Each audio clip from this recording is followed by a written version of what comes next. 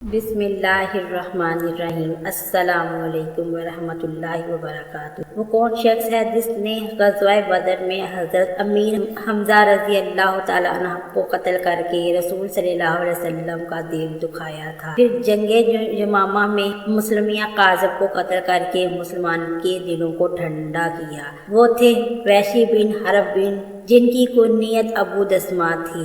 इनकी तरफ एक बड़ी दर्दनाक दास्तान मंसूब है। आइए हम आपको ये दास्तान गम इन्हीं की ज़बानी सुनाते हैं। अबू दस्मा वैशी बिन हरब बयान करते हैं कि मैं कुरैश के एक सरदार हबीब बिन मुतअम का गुलाम था।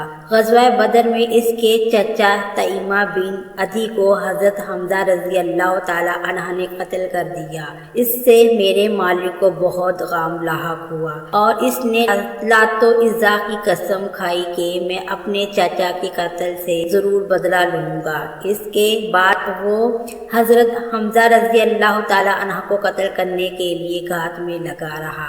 अभी ज़्यादा वक्त ना गुजरा था कि कुरैश रसूल मुक़द्दस हज़रत मोहम्मद सल्लल्लाहु अलैहि वसल्लम के खिलाफ नबज़ आज़मा होने और बदर के मक़तूलैन का बदला चुकाने के लिए नए जोशो बलबले से ग़ज़वा ओहद के लिए तैयारी करने लगे। लश्कर को तरतीब दिया, मामरीन को जमा किया, तैयारी मुकम्मल की। लश्कर की क़ियादत अबू सुफियान बिन हरब के सुपुर्द की और इस मुहिम के लिए रवाना हो गए। अबू सुफियान इस मौके पर कुरैश की इन बेकमात को भी हमवार ले लिया जिनके खामद बाप या भाई कत्ल हो चुके थे, ताकि ये मैदाने जंग में लड़ाई करने वालों के हौसले बुलंद करे। मैदान से भागने की सूरत में ये बेगमात रास्ते में खड़ी होकर इन्हें आरी दिलाएं। इन बेगमात में अबू सुफियान की बीवी हिंदा बिनते अतबा पेश थी।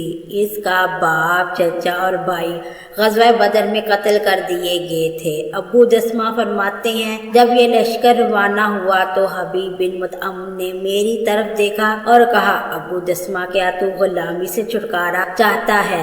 मैंने कहा, मुझे कौन गुलामी की जंजीर से आज़ाद कराएगा?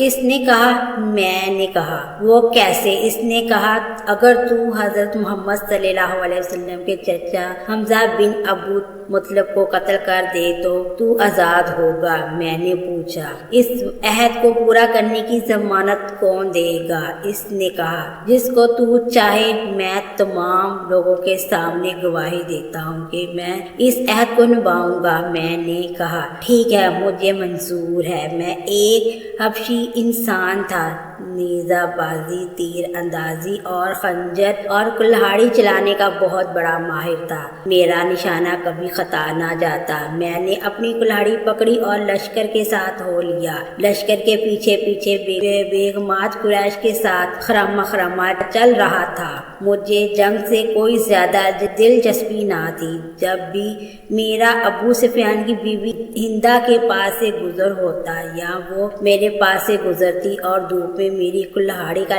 लिश्कारा देखती तो बेसाख्ता पुकार उठती, अबू दस्मा आज वकलीन बदल का बदला चुकाकर कलेजे को ठंडा कर दे। जब हम अहद के मुकाम पर पहुँचे, दोनों फौजों में घमा कारण पड़ा हुआ तो मैं हज़रत हमज़ा रज़ी अल्लाह तआला अन्हु की तलाश में निकला। मैं इन्हें पहले ही से ही पहचानता था और वो किसी से मुखफ़ी भी ना थे, क्योंकि वो हर दम अपनी पगड़ी में शुतुरमुर्ग का पर पेवस्त किए रखते थे।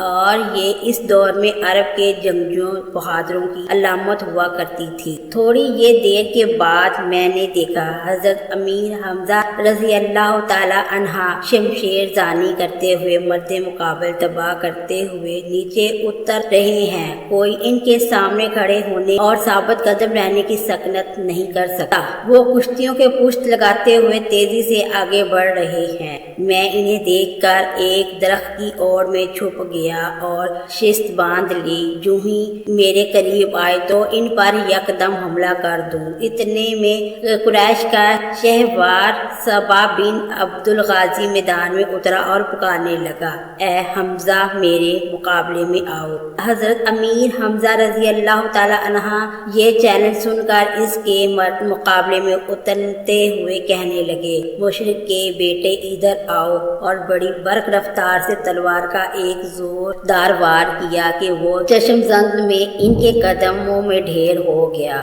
اور میں نے موقع پاتے ہی اچانک اپنی کلہاڑی سے ان پر زوردار وار کیا، اور میری کلہاڑی نے ان کے پیٹ کے نچلے حصے کو کاٹتے ہوئے دونوں ٹانگوں کو چیر کر رکھ دیا۔ میری طرف وہ 2 قدم جوش سے چلے، لیکن ٹانگوں نے ساتھ نہ دیا اور وہیں گر پڑے۔ کلہاڑی ان کے جسم میں پیوست تھی۔ جب مجھے یقین ہو گیا کہ وہ فوت ہو گئے ہیں تو میں نے ان کی لاش کے پاس آیا، کلہاڑی نکالی اور خیموں میں جا کر بیٹھ گیا۔ مجھے اس سے زیادہ لڑائی میں کوئی دلچسپی نہ تھی، میں نے تو انہیں صرف اس لالچ میں قتل کیا کہ مجھے آزاد کر دیا جائے۔ پھر اس کے بعد گھمسارن کارن پڑا، لڑائی کا تنور گرم ہو گیا، چیخو پکار آسمان کو چھونے لگی۔ اصحاب محمد صلی اللہ علیہ وسلم لڑائی کی پلٹ میں آ گئے، ان میں سے کافی تعداد میں شہید ہو گئے۔ اس نازک موقع پر ہندہ عتبہ دیگر بیگمات قریش کو اپنے ساتھ لے کر مسلمانوں کی بکھری ہوئی لاشوں کے پاس گئی۔ انہوں نے ان کے پیٹ چاک کر دیے، آنکھیں نکال دیں، ناک کاٹ ڈالے، پھر ان کے ہار اور بالیاں بنا کر زیورات کی جگہ پہن لی۔ ہندہ نے اپنے سونے کا ہار اور بالیاں مجھے دیتے ہوئے کہا، ابو دسمہ یہ تیرا انعام ہے، اسے سنبھال کر رکھنا، یہ بڑا قیمتی زیور ہے۔ جب لڑائی ختم ہوگی تو میں لشکر کے ساتھ مکہ معظمہ واپس لوٹ آیا تو حبیب بن مطعم نے اپنے وعدہ پورا کرتے ہوئے مجھے آزاد کر دیا۔ میں آزاد تو ہو گیا، لیکن میں نے دیکھا کہ حضرت محمد صلی اللہ علیہ وسلم کی دعوت تیزی سے پھیل رہی ہے، مسلمانوں میں دن بدن اضافہ ہو رہا ہے۔ جوں جوں حضرت محمد صلی اللہ علیہ وسلم پیغام چارسو پھیلنے لگا تو مجھ پر خوف و ہراس کے بادل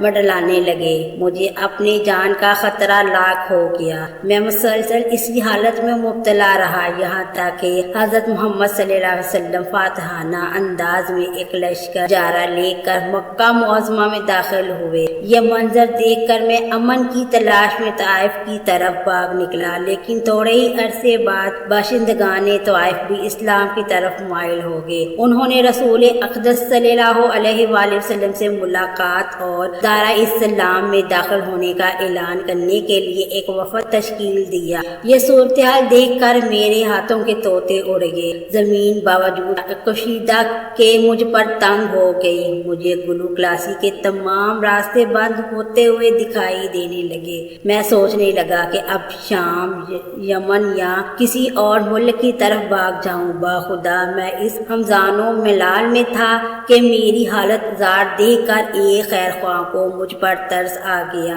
اور اس نے کہا، اے وحشی بن حرب، اللہ کی قسم، حضرت محمد صلی اللہ علیہ وسلم ایسے شخص کو قتل نہیں کرتے جو کلمہ طیبہ پڑھ کر دائرہ اسلام میں داخل ہو جاتا ہے۔ اس کی یہ بات سن کر حضرت محمد صلی اللہ علیہ وسلم کی تلاش میں سوئے یثرب روانہ ہو گیا۔ جب میں وہاں پہنچا تو مجھے معلوم ہوا کہ آپ صلی اللہ علیہ وسلم مسجد میں تشریف فرما ہے۔ میں آنکھ بچاتے ہوئے بڑی احتیاط سے مسجد میں داخل ہوا اور آپ صلی اللہ علیہ وآلہ وسلم کے سامنے کھڑا ہو کر پکار اٹھا، اشہد ان لا الہ الا اللہ و اشہد ان محمدن عبدہ و رسولہ۔ میں گواہی دیتا ہوں کہ اللہ کے سوا کوئی معبود نہیں اور محمد صلی اللہ علیہ وسلم اس کے بندے اور رسول ہیں۔ جب آپ صلی اللہ علیہ وسلم نے میری زبان سے کلمہ شہادت سنا تو اپنی نگاہیں میری طرف اٹھائیں۔ جب مجھے دیکھا تو نظریں دوسری طرف پھیر لی اور فرمایا، تم وحشی ہو؟ میں نے عرض کیا، ہاں یا رسول اللہ صلی اللہ علیہ وسلم۔ آپ نے فرمایا، بیٹھو اور مجھے بتاؤ کہ امیر حمزہ رضی اللہ تعالی عنہ کو تو نے کیسے قتل کیا تھا؟ میں نے وہاں بیٹھ کر پورا واقعہ بیان کر دیا۔ جب میرا بیان ختم ہوا تو آپ صلی اللہ علیہ وسلم نے غصے سے اپنا چہرہ مبارک دوسری طرف پھیرتے ہوئے کہا، وحشی تم پر افسوس، میری نظروں سے دور ہو جاؤ، آج کے بعد میں تجھے نہ دیکھوں۔ اس دن سے میں آپ صلی اللہ علیہ وسلم کی نگاہوں سے ایک طرف رہنے لگا۔ جب صحابہ کرام رضی اللہ تعالی عنہ آپ کے سامنے بیٹھ جاتے تو میں آپ کے پیچھے بیٹھ جاتا کہ کہیں نبی اکرم صلی اللہ علیہ وسلم کی نظر مبارک مجھ بد نصیب پر نہ پڑ جائے اور اس طرح مجھے دیکھ کر آپ صلی اللہ علیہ وسلم کو تکلیف نہ ہو۔ میں مسلسل اس الفناک حالت میں مبتلا رہا یہاں تک کہ رسول صلی اللہ علیہ وسلم اپنے خالق حقیقی سے جا ملے۔ پھر اپنی داستان غم بیان کرتے ہوئے وحشی بن حرب نے کہا، اگرچہ میں جانتا تھا کہ اسلام پہلے تمام گناہوں کو مٹا دیتا ہے، پھر بھی وہ گھنونا جرم جس کا میں نے ارتکاب کیا تھا اور بڑی مصیبت میں جس میں مسلمانوں کو میں نے مبتلا کیا تھا، وہ میرے نہایت خانے دل سے